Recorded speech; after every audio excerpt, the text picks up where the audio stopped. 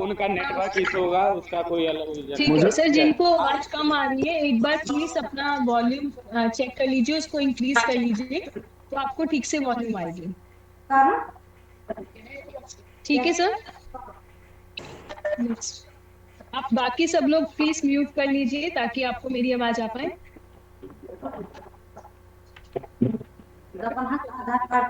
Sir, life insurance क्या होता है, मैं आपको लाइफ इंश्योरेंस के बारे में बताना चाहूंगी। Life insurance is a financial agreement for your dependents. जो भी आपकी फैमिली में आपके ऊपर डिपेंडेंट्स हैं उनके लिए फाइनेंशियल अरेंजमेंट होता है। ये खुद से जो सर हैं ये अपना स्क्रीन हटाएंगे। आप देखिए डिस्टरबेंस करेंगे तो मैं म्यूट आपको ना एग्जिट कर दूंगी मीटिंग से।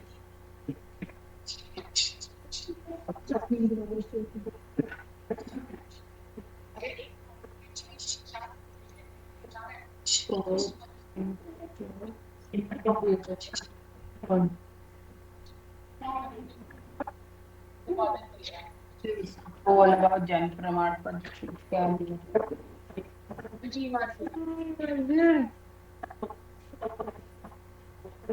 सुमित जी अपना माइक ऑफ रखिए प्लीज।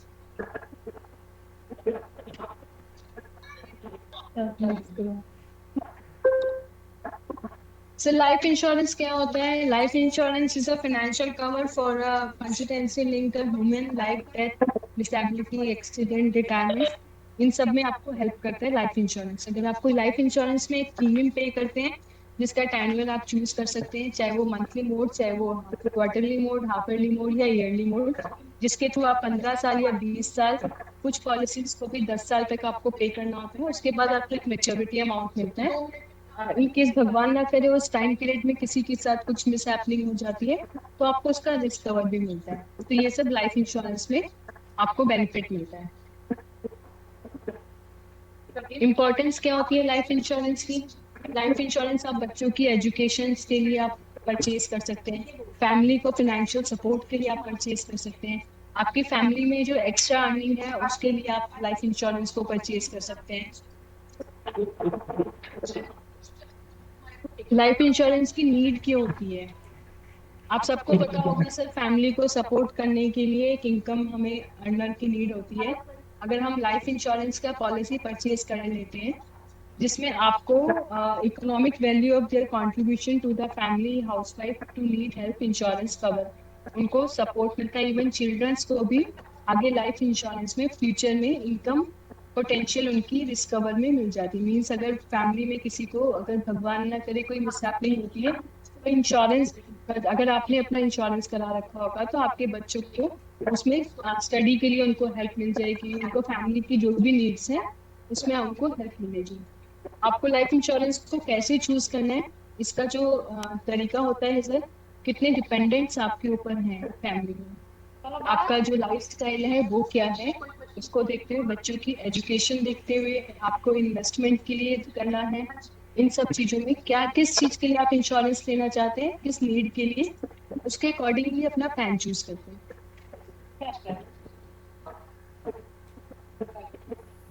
सर लाइफ इंश्योरेंस लेते समय हमें क्या क्या बातों का ध्यान रखना चाहिए? तो ये देखिए इतनी सारी हेडिंग्स, इतनी सारी लाइन्स है, मैं आपको एक ब्रीफ में बता देती हूँ।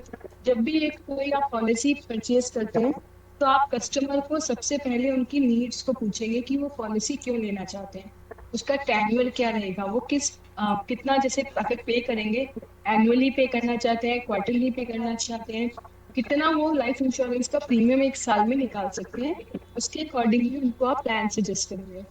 और जब हम फॉर्म फिल करते हैं तो उसमें काफी सारी चीजें पूछी जाती हैं, फॉर्म आपको कंप्लीट फिल करना है और साथ में जो भी डिटेल आप भरेंगे वो सब एक्यूरेट होनी चाहिए, कोई गलत डिटेल नहीं भरनी है। कॉलम ब्लैंक नहीं छोड़ना है ऐसे प्रपोजल फॉर्म में। और पॉलिसी लेते टाइम डिले नहीं करना है, मतलब आपको टाइम से पॉलिसी परचेज करनी है ताकि आपकी फैमिली को सपोर्ट मिले।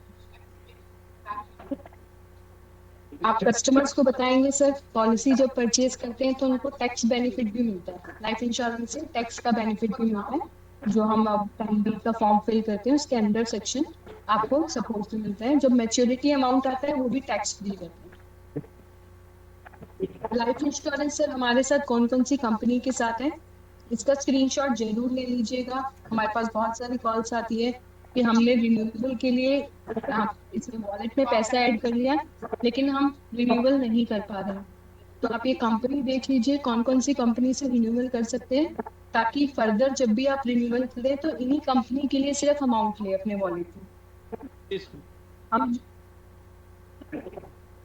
हम जो नया पॉलिसी करते हैं सर वो India first life insurance company, Shriram life insurance corporation, Shriram life, Tata AIA life, SBI life. नया पॉलिसी आप सिर्फ इन कंपनीज के साथ कर सकते हैं। और अगर आप रिन्यूअल करते हैं तो दो कंपनी इसमें और ऐड हो जाती है, मैक्स लाइफ और आईसीआईसीआई भी आ चुकी है सर, आईसीआईसीआई प्रूडेंशियल। सिर्फ उन्हीं कंपनी के साथ आप रिन्यू करेंगे जो इस लिस्ट में नाम दिए गए हैं। ये कमीशन स्ट्रक्चर है सर, ये कमीशन स्ट्रक्चर है सर, आप चेक कर सकते हैं टाटा एआईए से आपको कितना कमीशन मिलता है, इंडिया फर्स्ट से आपको कितना कमीशन मिलता है, श्री राम लाइफ से। ये सारे हमारी वेबसाइट पे भी अवेलेबल हैं जहाँ से आपने एग्जाम दिया है। सर अब जनरल इंश्योरेंस क्या होता है इसके बारे में सर रिक्की हमारे साथ ज्वाइन कर रही है, वो आपको जनरल इंश्योरेंस के बारे में बताएंगी कि जनरल इंश्योरेंस क्या होता है, क्यों लेना चाहिए। बाद में हम आपको बताएंगे सर पोर्टल से कैसे पॉलिसी करते हैं, ये सब भी बताएंगे, ठीक है।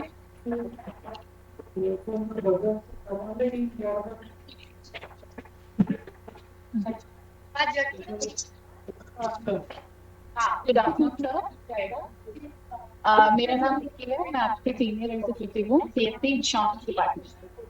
सर मोस्ट प्रॉब्ली हमारे जनरल इंश्योरेंस में दो टाइप के इंश्योरेंस होते हैं, मोटर कॉम्प्रिहेंसिव और मोटर थर्ड पार्टी। मैं आपको first of all motor comprehensive के बारे में बता देती हूँ। मोटर कॉम्प्रिहेंसिव बहुत ही कॉमन है। सर एक बार म्यूट कर दीजिए प्लीज सर, बाकी सबको भी डिस्टर्बेंस हो रहा है।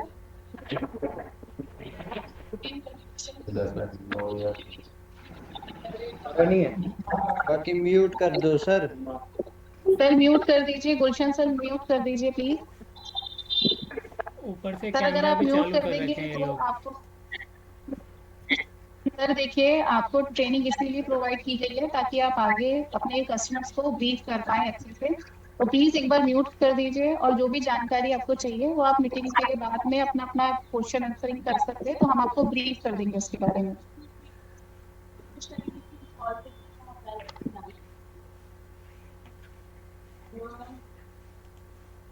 सर जर्नल इंश्योरेंस में जैसे मोटर कॉम्प्रिहेंसिव के बारे में मैं आपको बता देती हूँ। मोटर कॉम्प्रिहेंसिव बहुत ही कॉमन और एक मैंडेटरी इंश्योरेंस है जो हर पर्सन को अपने व्हीकल के लिए लेना चाहिए। इसमें अगर आप जैसे ड्राइव कर रहे हैं और रोड पे गाड़ी चला रहे हैं, उस टाइम आप खुदा ना खास्ते आपके व्हीकल से सामने वाले के प्रॉपर्टी या व्हीकल को डैमेज हो जाता है, नुकसान हो जाता है, तो उस टाइम पे सर प्लीज अपना माइक म्यूट कर दीजिए।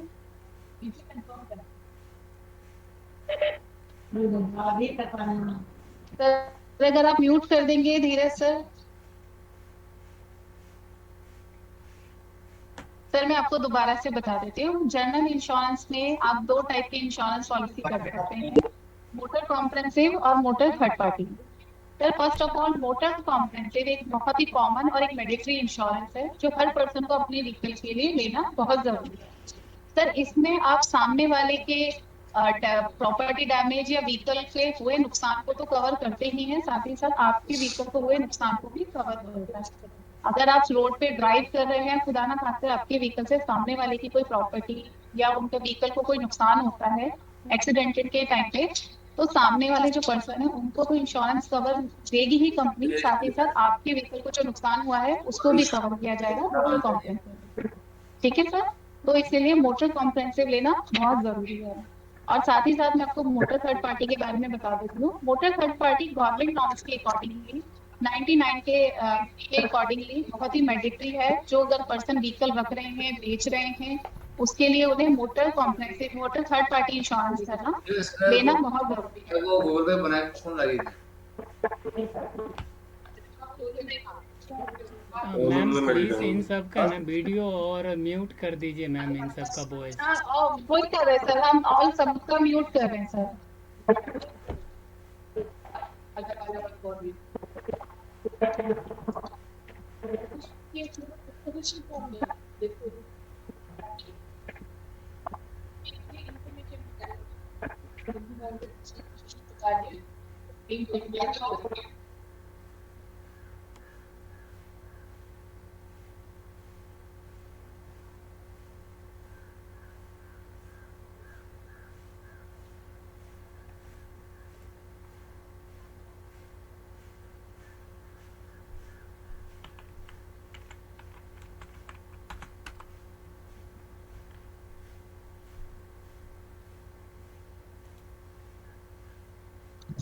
ठीक है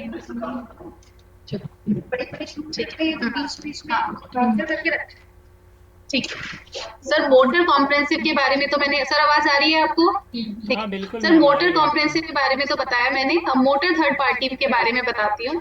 मोटर थर्ड पार्टी जो है वो गवर्नमेंट नॉर्म्स के अकॉर्डिंगली 1998 के अकॉर्डिंगली हर पर्सन को अपनी गाड़ी रखने बेचने के लिए मोटर थर्ड पार्टी कराना बहुत जरूरी है। मोटर थर्ड पार्टी इंश्योरेंस एक ऐसा इंश्योरेंस है जो आप सामने वाले के नुकसान के लिए लेते हैं। जैसे कि अगर आप गाड़ी ड्राइव कर रहे हैं और ड्राइव करते टाइम आपके से सामने वाले की कोई प्रॉपर्टी डैमेज होती है, उनके व्हीकल को कोई नुकसान होता है, कोई एक्सीडेंट होता है, तो उस समय सामने वाले के हुए नुकसान को कवर करती है मोटर थर्ड पार्टी में इंश्योरेंस कंपनी। बट आपके व्हीकल को कोई नुकसान होता है तो उसका खर्चा आपको खुद ही लेना होता है। तो इसमें मोटर कॉम्प्रेहेंसिव में बेनिफिट ये है कि आप दोनों को इंश्योरेंस कवर मिलता है, और मोटर थर्ड पार्टी में सामने वाले पर्सन को हुए नुकसान को कवर किया जाता है।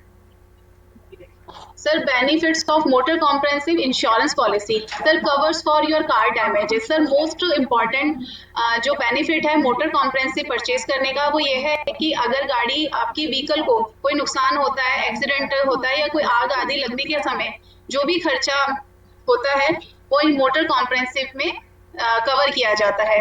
Add-ons for better coverage, sir mostly जो कस्टमर्स हैं वो अपनी मोटर कॉम्प्रेहेंसिव पॉलिसी में अपनी इच्छा अनुसार अपनी अकॉर्डिंगली कुछ एड-ऑन्स अपनी पॉलिसी में ऐड करा सकते हैं, जैसे कि return to invoice, engine cover, gear box, इस तरीके की एड-ऑन्स भी अपनी पॉलिसी में ऐड करा सकते हैं। कॉस्ट इफेक्टिव ये कॉस्ट इफेक्टिव इसलिए भी है सर मोटर कॉम्प्रेहेंसिव कि आपके व्हीकल को लंबे समय तक होने वाले खर्चे से भी आपको बचाता है। Sir protects your car during natural disaster. Sir आप जानते हैं नेचुरल डिजास्टर जैसे प्राकृतिक आपदाएं जैसी प्रॉब्लम्स जो आती हैं उन्हें तो रोका नहीं जा सकता, बस उस समय आपके व्हीकल को जो भी नुकसान होता है वो मोटर कॉम्प्रेहेंसिव में कवर किया जाता है। और sir compensate your car in case of theft. Sir in case अगर आपकी कार व्हीकल चोरी हो जाती है, खुदा ना खास्ते अगर व्हीकल चोरी हो जाती है तो मोटर कॉम्प्रेहेंसिव के द्वारा आपको मुआवजा भी प्रोवाइड किया जाता है, जिससे आपको हुए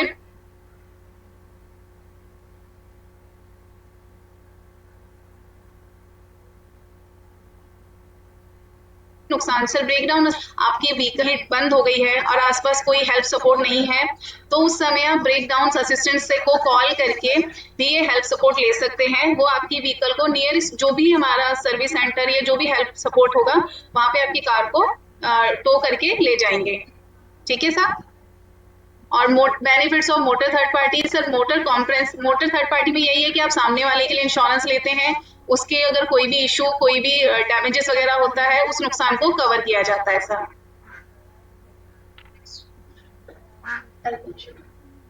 सर हेल्थ इंश्योरेंस के लिए हमारे साथ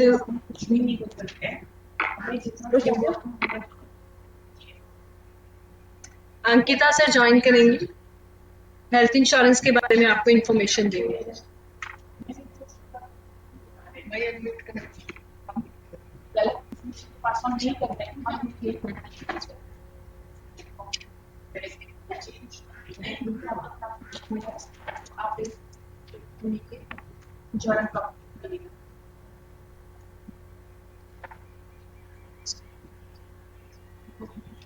नहीं तुम्हें क्यों लेना है, जंपिंग बिजनेस चैनल को ले सकते हैं, ये चला।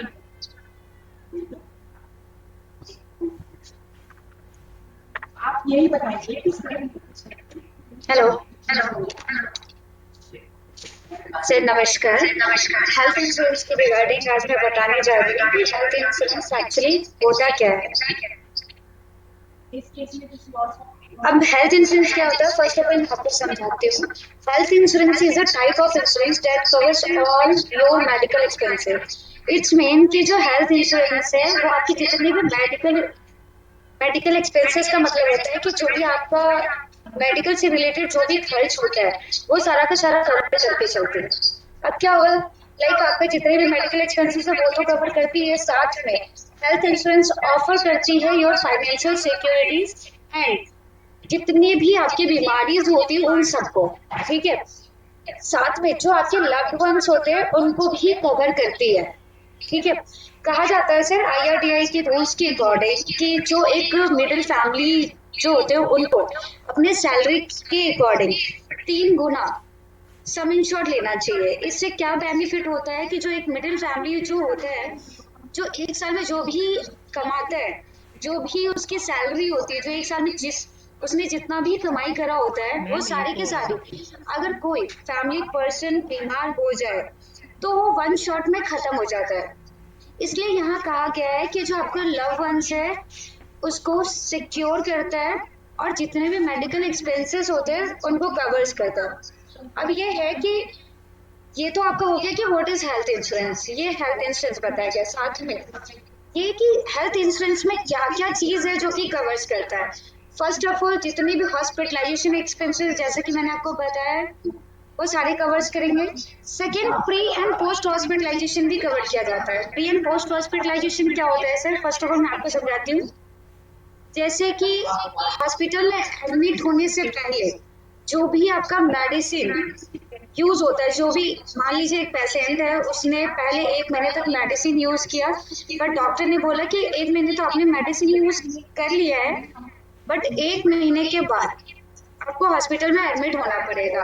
देन आफ्टर हॉस्पिटल में एडमिट होने के बाद फिर 1 महीने तक उसे फिर से मेडिसिन यूज करना पड़ता है, लेना पड़ता है। डॉक्टर ने बोला कि ऑपरेशन के बाद भी आपको 1 महीने तक आपकी मेडिसिन यूज करना है। तो सर हम उसे प्री एंड पोस्ट करते हैं, कहते हैं हॉस्पिटलाइजेशन। इट्स मीन हॉस्पिटलाइजेशन होने से पहले और हॉस्पिटलाइजेशन होने के बाद तो जो भी कॉस्ट आता है वो सारा का सारा कंपनी कवर करती है। अब यहाँ पे है covers day care treatment. Day care treatment का मतलब है कि जैसे हॉस्पिटलाइजेशन के लिए आपको 24 आवर्स कंपल्सरी है, वैसे यहाँ पे 24 आवर्स कंपल्सरी नहीं है, ठीक है। इट्स मीन कि अगर जस्ट एग्जांपल कि कोई एक्सीडेंट हो गया, ठीक है, हार्ट टूट गया, उस वक्त अगर आप हॉस्पिटल में जाते हैं तो वो ट्रीटमेंट होगा बिकॉज वो एक्सीडेंटल है, बट उसके लिए आपको कोई 24 आवर्स कवर्ड होने का कोई कंपल्सरी नहीं कि आप 24 आवर्स कवर्ड ही हो, ठीक है। उसके बाद आपका आता है डोमिसिलियरी ट्रीटमेंट हो गया। सेकेंड वन हो गया अल्टरनेटिव ट्रीटमेंट हो गया। अब देखिए मैं आपको बताती हूँ कि अल्टरनेटिव ट्रीटमेंट क्या है कि कुछ डॉक्टर्स ये बोलते हैं कि देखिए आपका मैंने ट्रीटमेंट कर लिया बट ना ठीक नहीं हो रहे हो तो आपको ना योगा की जरूरत पड़ेगी, ठीक है, या फिर यूनानी हो गया, सिद्धा हो गया। तो इन सारी चीजों के लिए जब डॉक्टर आपको प्रिस्क्राइब करता है तो कंपनी जो हेल्थ इंश्योरेंस कंपनीज होती है वो सारी चीजें भी कवर करके चलती है, जो कि आपको अल्टरनेटिव ट्रीटमेंट्स में आता है, ठीक है। उसके बाद कैशलेस ट्रीटमेंट्स होता है। कैशलेस ट्रीटमेंट्स का क्या मतलब होता है सर कि जितने भी हॉस्पिटल्स है, ठीक है, अब हर हॉस्पिटल्स हर हेल्थ इंश्योरेंस कंपनी के साथ तो टाई अप होता नहीं है। जितनी इंश्योरेंस कंपनी के साथ जितने भी हॉस्पिटल्स का टाई अप होता है वहाँ पे हमेशा कस्टमर्स को कैशलेस ट्रीटमेंट होता है। मतलब जो अगर just for example customers admit है उस वक्त ही अगर पेमेंट करनी है, उस वक्त जो कंपनी पेमेंट करती है हॉस्पिटल में एडमिट होने के टाइम पे जो पेमेंट किया जाता है उसे कैशलेस कहा जाता है, ठीक है। साथ में कंपनी आपको एम्बुलेंस का भी कवर करती है, ठीक है। अब एम्बुलेंस का क्या होता है कि देखिए अब कंपनी हर तरीके से करती है, आपके घर से हॉस्पिटल जाने का भी कवर करती है, हॉस्पिटल से घर आने तक का भी करती है कवर। लेकिन हॉस्पिटल से घर आने तक का कोई नॉर्मली बहुत कम कंपनीज करती है, बट घर से हॉस्पिटल जाने तक का भी जो भी आपका सम इंश्योरेंस उस अकॉर्डिंग कंपनीज आपका एम्बुलेंस कवर करके चलती है, ठीक है। अब यहाँ पे टाइप्स ऑफ इंश्योरेंस आप देख रहे होंगे कि टाइप्स ऑफ इंश्योरेंस क्या होता है, ठीक है। यहाँ हमेशा किसी कोई भी अगर आप कहीं से भी इंश्योरेंस लेते हैं तो there are 2 types of insurance. First जो होता है वो है इंडिविजुअल प्लान्स होते हैं, दूसरा जो होता है फैमिली प्लान्स होता है। फैमिली इंडिविजुअल में डिफरेंस क्या है मैं आपको बताती हूँ।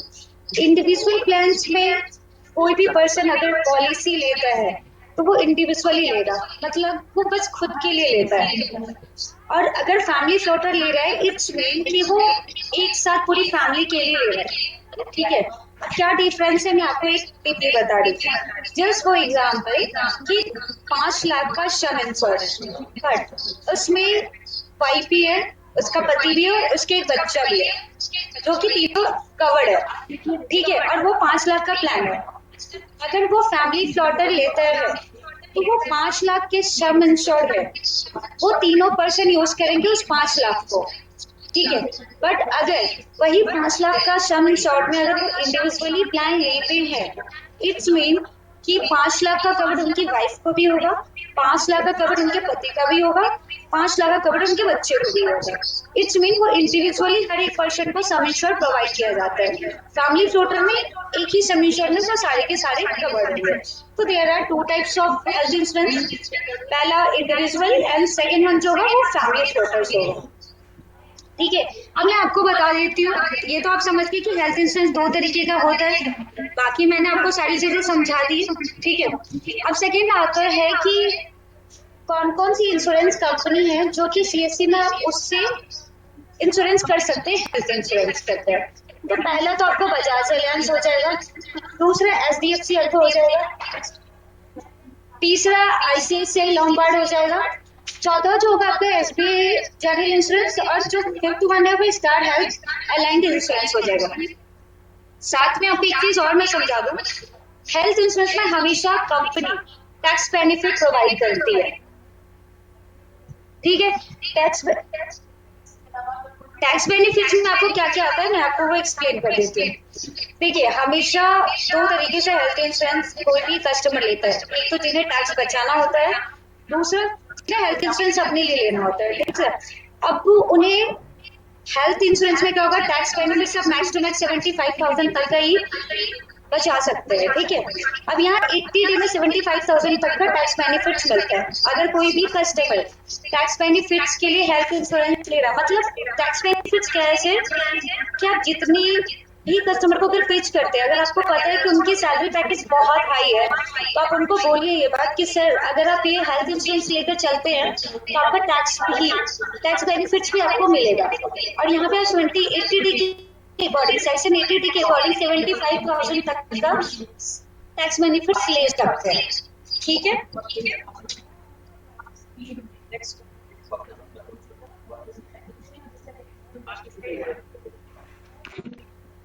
ये चीज फार्मेसी भी क्लैरिफाई करना है, सब मेडिसिन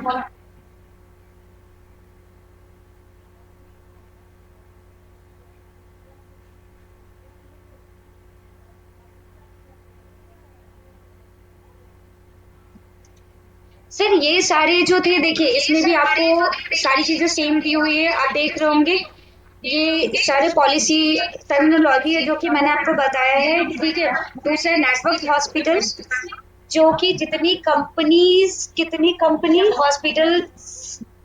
हॉस्पिटल से और जो हेल्थ इंश्योरेंस कंपनी है उन दोनों में कितने टाई अप है, मतलब कितनी कंपनीज, जैसे देख लीजिए हम एचडीएफसी का करते हैं पॉलिसी, ठीक है। एचडीएफसी के 7,500 हॉस्पिटल्स टाई अप है। अगर मैं स्टार हेल्थ की बात करूं तो 8,500 जो हॉस्पिटल्स है वो हमारा टाई अप है। टाई अप का मतलब होता है जहां आप कैशलेस ट्रीटमेंट ले सकते हो, ठीक है। तो ये सारे कैशलेस में आते हैं जो कि नेटवर्क हॉस्पिटल्स में आते हैं, ठीक है।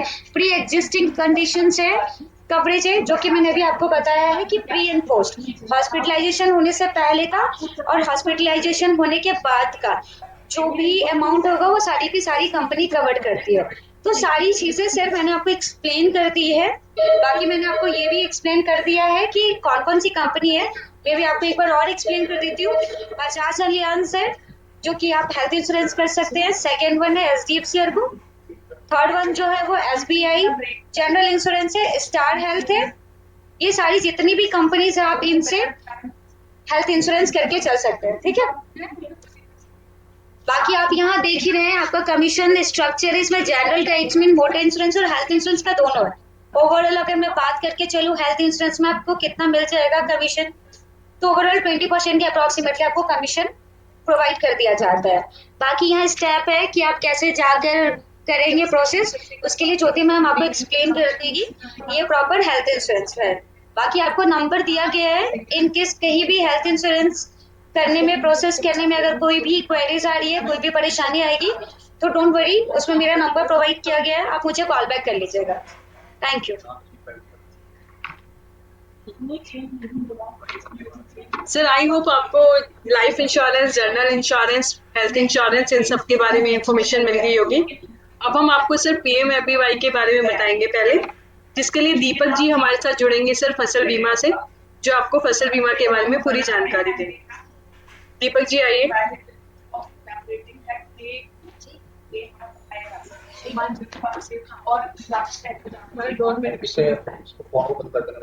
अगर उनके पास कोई सर्वे नंबर है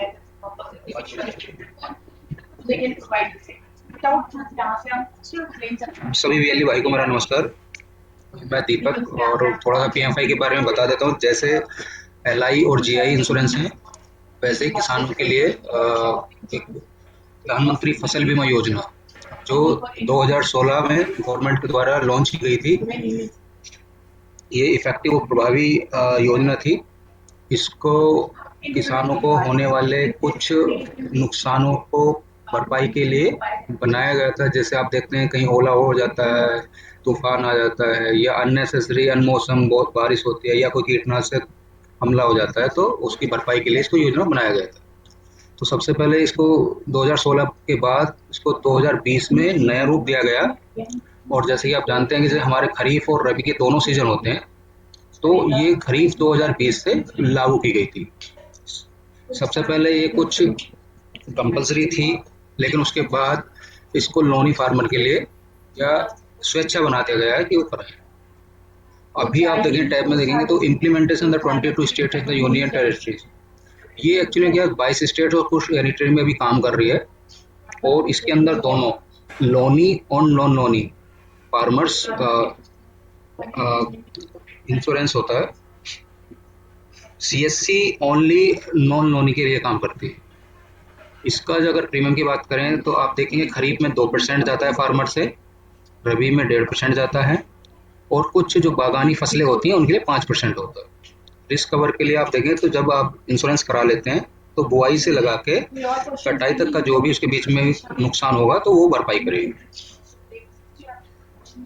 अभी इसमें CSC का रोल क्या है, अभी CSC का पूरा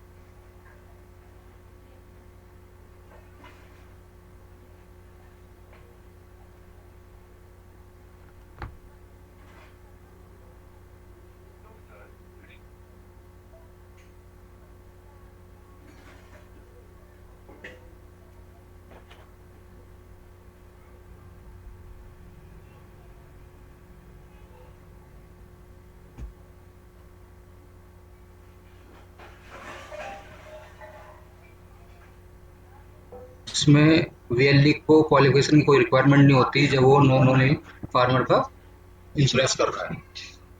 CSC SPV अभी ऑल इंडिया में जो है नॉन लोनी फार्मर्स के लिए 80% कवर। इसमें कुछ रोल्स हैं PF में जो अंडर VLE के होते हैं, productive network with state government, district administration, IC, progressive farmers. इसमें कुछ प्रोग्रेसिव फार्मर्स और प्रोडक्टिव वर्क करना होता है गवर्नमेंट और स्टेट के बीच मिलकर। इसमें कट ऑफ डेट डिस्ट्रिक्ट में पोर्टल पे आती है, उसको चेक करते रहना होता है और नोटिफाई होता है और अपने VLE को बताना होता है। गेट द कॉन्टैक्ट डिटेल, इसमें कॉन्टैक्ट डिस्ट्रिक्ट और ब्लॉक कोऑर्डिनेटर IC कंपनी के टोल फ्री नंबर रखने होते हैं, और अगर वो चेंज होते रहते हैं तो उनको इम्प्लीमेंट करते रहना है। नेक्स्ट कुछ डॉक्यूमेंटेशन होता है, कुछ स्टेट्स में स्पेशल डॉक्यूमेंट्स की रिक्वायरमेंट होती है, तो उसी में जैसे देखेंगे any state specific format of declaration for admit. जब फार्मर अपना फसल का बीमा कराने जाता है कुछ स्पेशल फॉर्मेट्स या एफिडेविट होते हैं, तो उसमें हमें देखना होता है कि किसी स्टेट में कोई मैंडेटरी कोई सर्टिफिकेट तो नहीं है, या फिर फार्मर के द्वारा ही अटेस्ट करा के उसको इंश्योरेंस करा सकते हैं। ये भी हमें ध्यान रखना होता है कि अपने एरिया में कोई AIC मटेरियल डिस्ट्रीब्यूट हुआ है या नहीं हुआ है, स्टेट गवर्नमेंट और IC के। यह भी हमें ध्यान रखना होता है कि ट्रेनिंग हमारे स्टेट में प्रॉपर हो रही है नहीं हो रही है। तो ये CSC के कुछ वर्क।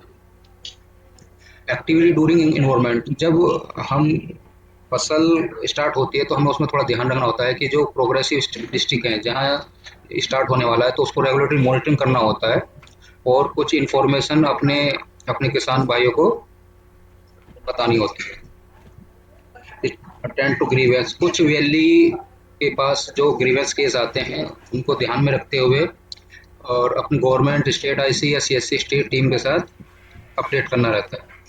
मॉनिटरिंग एंड इम्प्लीमेंट, इसमें एक्चुअली क्या है ये भी देखना होता है कि कोई फार्मर से कोई एक्स्ट्रा चार्जेस तो नहीं ले रहा है या कोई गलत रिसिप्ट बना के तो नहीं दे रहा है फार्मर की, या किसी गलत फार्मर का कोई डॉक्यूमेंट तो नहीं बनाया। पोस्ट इनरोलमेंट एक्टिविटीज, एक्चुअली में जब पॉलिसी हो जाती है तो उसके बाद रिवर्टेड होता है या रिजेक्टेड होता है या सक्सेस होता है। तो रिवर्टेड एक केस है जो हमारी पॉलिसी में डॉक्यूमेंट्स अनकम्प्लीट या रॉन्ग इंफॉर्मेशन डालने के बाद वो रिजेक्टेड हो जाती है, और या फार्मर के पास कोई डिटेल्स रॉन्ग डालने से रिवर्टेड भी हो जाती है तो कंपनी उसको रिवर्टेड कर देते हैं। अगर हमारे स्टेट में अगर कोई ज़्यादा रिवर्टेड बढ़ रहा है तो वो हमें अपडेट करना पड़ता है।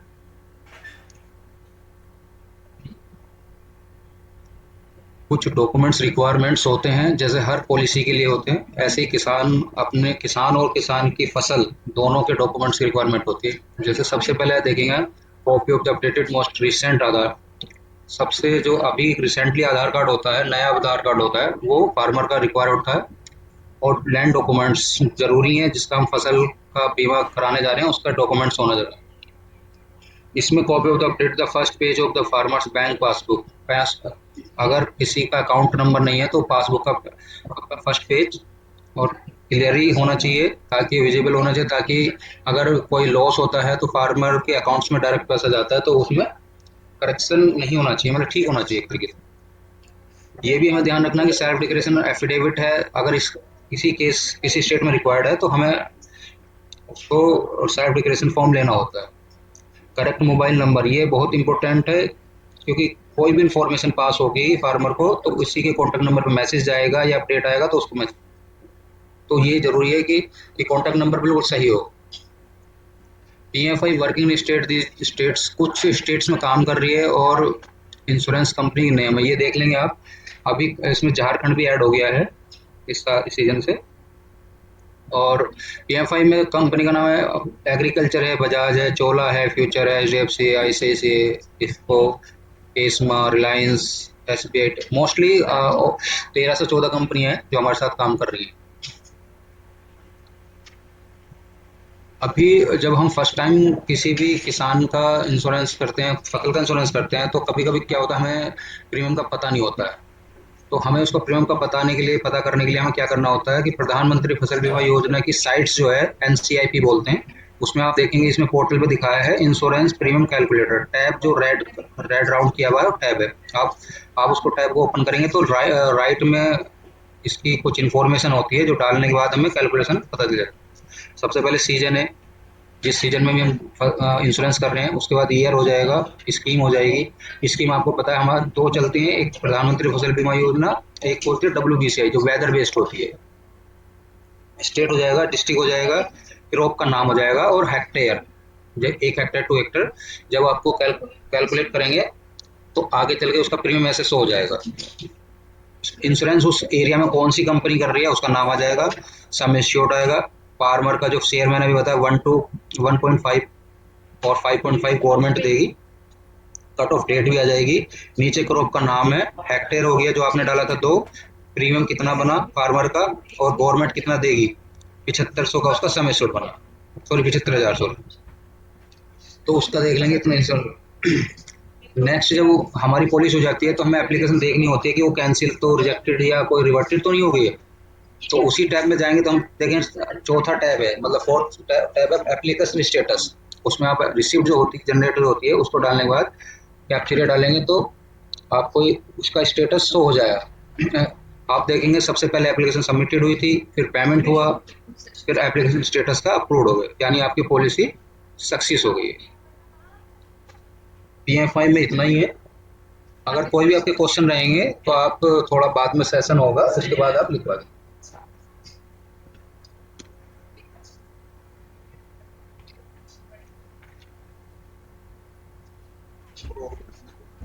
सर अब हम आप लोगों को ना प्रोसेस बताएंगे कि आप लोग कैसे प्रोसेस करते हैं, इंश्योरेंस कैसे कर पाते हैं CSC के पोर्टल से। ठीक है, मैं अभी अनम्यूट का ऑप्शन दे रही हूँ, जो भी बीच में चाहे अनम्यूट कर सकते हैं, लेकिन डिस्टर्ब करेंगे तो फिर एग्जिट करना पड़ेगा, तो प्लीज ध्यान रखिएगा।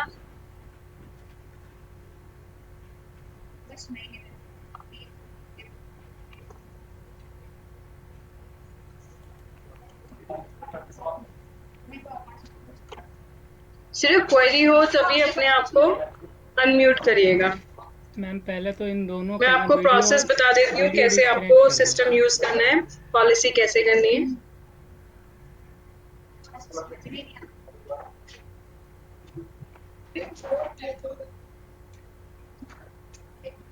देखिए ये पोर्टल है, जब आप पोर्टल पे लॉगिन करते हैं तो आप इस पेज पे आ जाते हैं।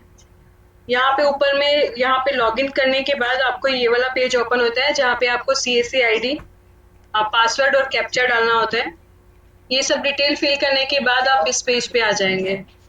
जो भी ऊपर ये टॉप रो आपको दिख रही है जहाँ पे इंश्योरेंस लिखा हुआ है, यहाँ पे क्लिक करने के बाद आप इंश्योरेंस के पोर्टल पर आ जाएंगे, जो ऐसे दिखेगा। ये आप लेफ्ट साइड में देखिए सारे इंश्योरेंस की सर्विसेज दी हुई है। हेल्थ इंश्योरेंस है, लाइफ इंश्योरेंस है, मोटर कॉम्प्रिहेंसिव है, थर्ड पार्टी है। तो अगर आप लाइफ इंश्योरेंस करना चाहते हैं, लाइफ इंश्योरेंस पे क्लिक करेंगे तो आपको ये वाला पेज दिखेगा। इस पेज पे यहाँ कॉर्नर पे लिखा हुआ है सर डिजिटल सेवा कनेक्ट, तो आपको डिजिटल सेवा कनेक्ट करना होगा। उसके बाद कनेक्ट करने के बाद आप इस पेज पे आएंगे। यहाँ पे कंटिन्यू पे क्लिक करने के बाद सर आप पॉलिसी कर पाएंगे लाइफ इंश्योरेंस। ये LIC का मैंने आपको बताया है, ऐसे ही same India first, Tata AIA सबका पोर्टल चलता है। ठीक है, इसके बाद अगर आप मोटर इंश्योरेंस करना चाहते हैं तो यहाँ कॉम्प्रिहेंसिव पे क्लिक करेंगे। आप यहाँ से HDFC कंपनी पे क्लिक करने के बाद HDFC के इस पेज पे आ जाएंगे। तो यहाँ से सिर्फ बाय कर सकते हैं, कोई भी third party comprehensive 2 wheeler 4 wheeler यहाँ से इंश्योरेंस कर पाएंगे। ये तो है सर प्रोसेस। लास्ट में मैं आपको सर डिटेल शेयर कर रही हूँ। ये सर हमारे कॉल सेंटर के नंबर्स हैं, ये कॉल सेंटर के नंबर्स हैं सर, आप ये नोट कर सकते हैं।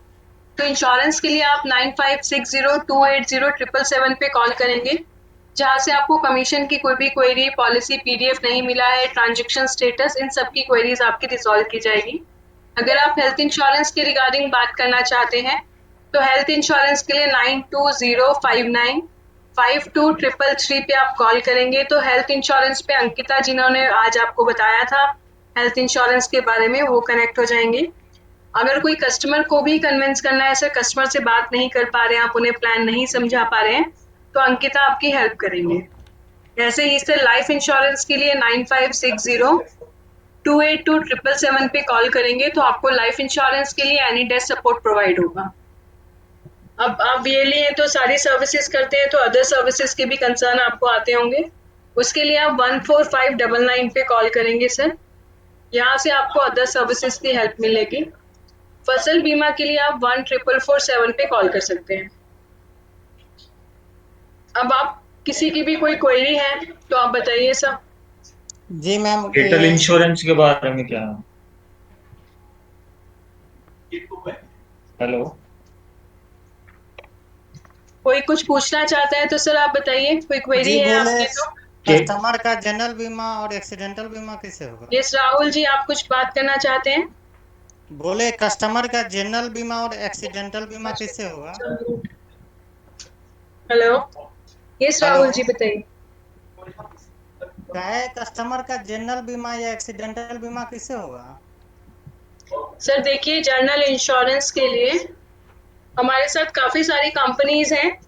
जैसे हमने आपको कंपनी की लिस्ट दिखाई थी, HDFC, SBI, गो डिजिट, बजाज, स्टार, हाँ आप किसी से भी कर सकते हैं सर। सिर्फ स्टार हेल्थ ऐसा इंश्योरेंस है जहाँ से सिर्फ हेल्थ पॉलिसीज होती हैं, बाकी सारी इंश्योरेंस कंपनी से आप एक्सीडेंटल जनरल इंश्योरेंस कर सकते हैं, मोटर इंश्योरेंस कर सकते हैं। सपोर्ट कोई होगा उनका नंबर मिलेगा?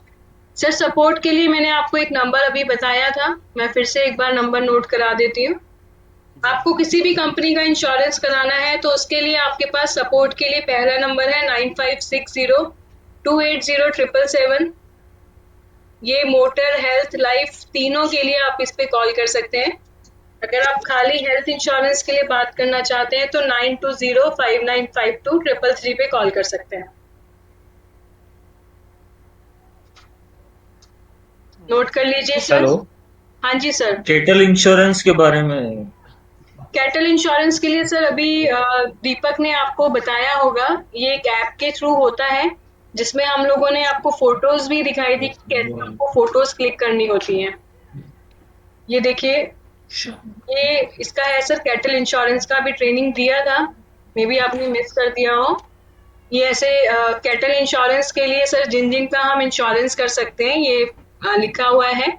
जो भी एक गाय है, बफेलोज हैं, गाय मतलब गाय का कर सकते हैं सर, भैंस का, इनका आप इंश्योरेंस कर सकते हैं।